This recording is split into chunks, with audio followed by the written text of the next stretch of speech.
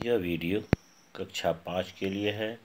नवम पाठ जिसका शीर्षक है कह किम करोति, अर्थात कौन क्या करता है। प्रथम पुरुष से जुड़े हुए वाक्य इस पाठ में हैं। मूल रूप से इस पाठ को पढ़ने के पहले हम कुछ क्रिया के बारे में जान लेंगे। क्रिया के मूल रूप को धातु कहा जाता है और धातु में विशेष प्रकार के प्रत्यय का प्रयोग होता है, जिसके पश्चात वह धातु क्रिया रूप में परिवर्तित होता है। जिस वाक्य में मूल क्रिया नहीं होती है उसमें अर्ध धातु का प्रयोग करते हैं।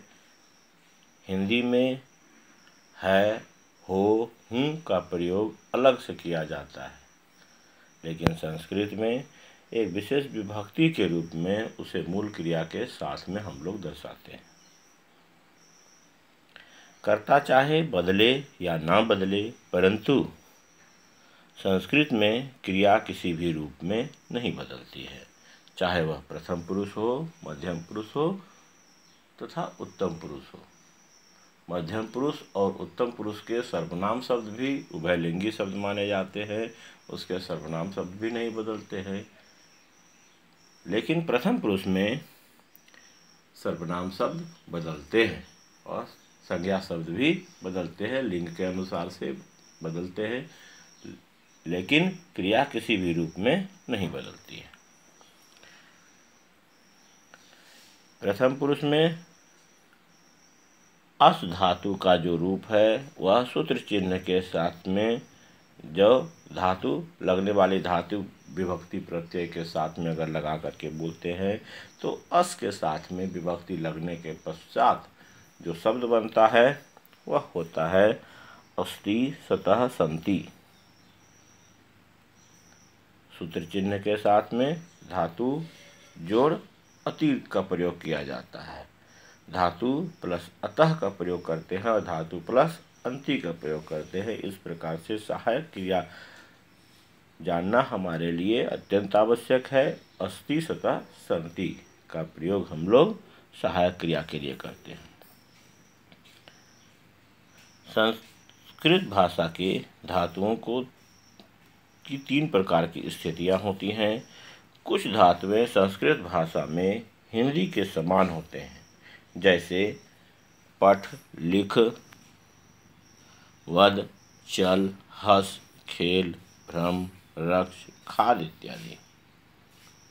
ये सब लगभग समान होते हैं। पढ़ना, लिखना, बोलना, चलना, हंसना, खेलना, घूमना, साथ भ्रमण करना, रक्षा करना, खाना, ये सब लगभग समान होते हैं।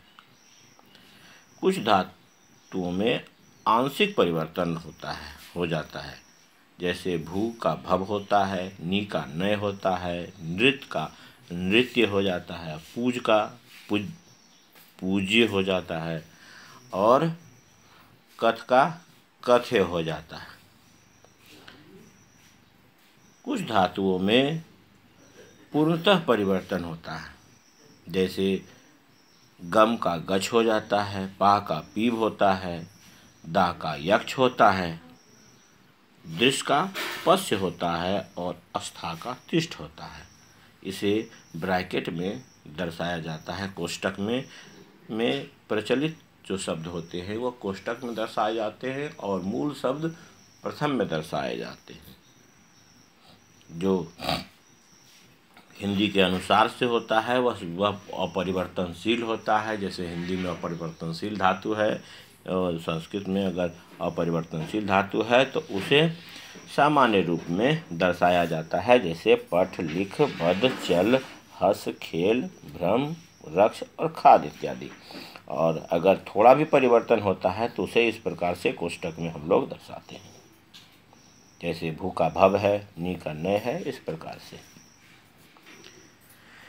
अब आइए इस पाठ में दिए गए तीनों वचनों के लघु वाक्यों के हिंदी अर्थों को जानते हैं, उसके उच्चारण के साथ में।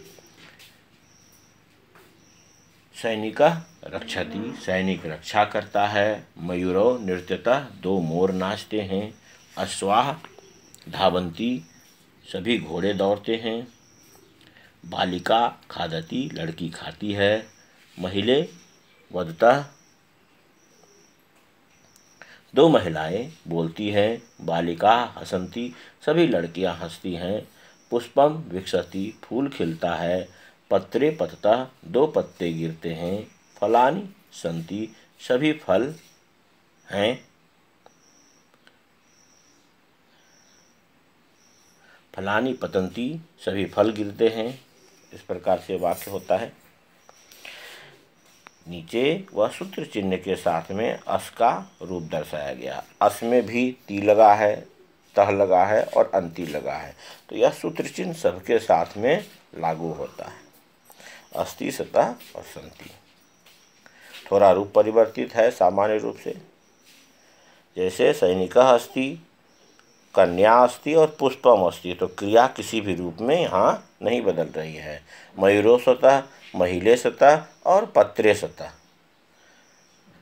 वैसे ही अश्वाः सन्ति, बालिकाः सन्ति और फलानि सन्ति। इसमें भी किसी भी प्रकार का क्रिया में किसी भी प्रकार का परिवर्तन नहीं होता है। सूर्य उदेति, सूर्य उदित होता है।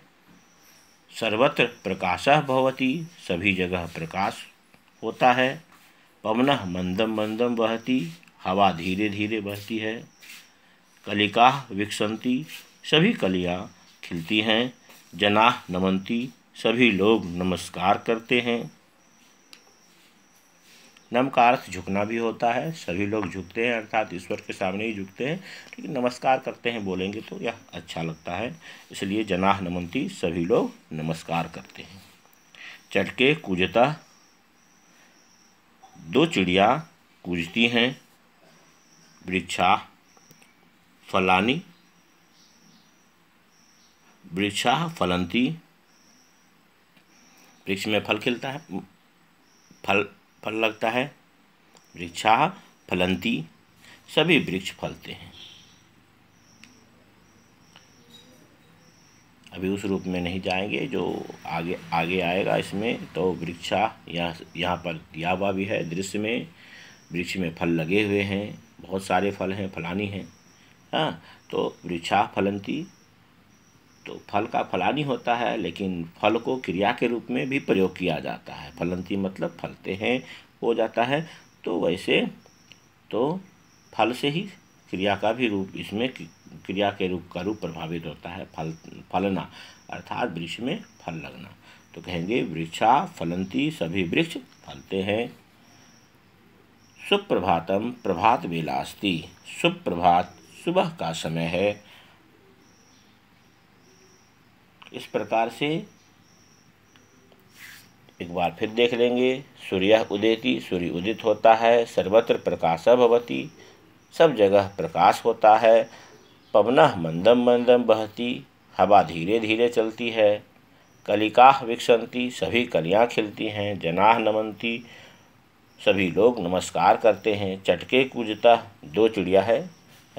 चटके कूजतः, दो चिड़िया कूजती हैं। वृक्षाः फलन्ति, सभी वृक्ष फलते हैं।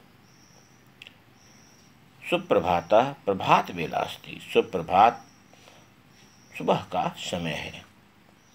नीचे जो यह निर्देश दिया है इसे पढ़कर अच्छी तरह से याद करेंगे, लिखेंगे।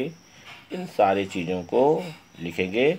वर्णन पहले ही भेज चुका हूँ, उसे पढ़कर बोलकर पढ़ेंगे और पढ़कर समझने का प्रयास करेंगे। इस वीडियो को सुने और अभ्यास करें।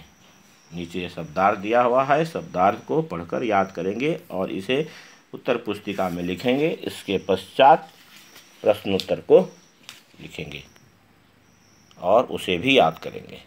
धन्यवाद।